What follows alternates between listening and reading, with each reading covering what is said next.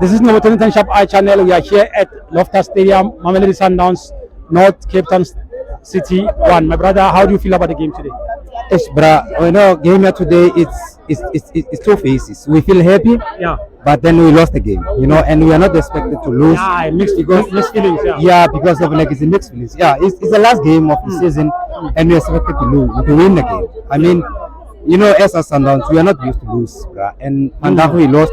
First game, yeah. Yeah, but then at the end of the day, it's a game. Game of football is like that. Sometimes you lose, understand? Sometimes you blame players and whatever. But then I want to say something from my supporters. Yeah. Let's go to Bombela and try to show the team that we support the team. You understand? The team give us a lot of things, bro. We win every season. This cup is ours. Like we had it for 7 times in a row for now. Yeah. So let's try to go there and show these people that also we want Netbank. So we're gonna play against Pirates, and you know Pirates is our rivals. Exactly. And they're very big team. For me, I think for me, I think Pirates is a big team after us in South Africa. Understand? Yeah. Because I think we're only two.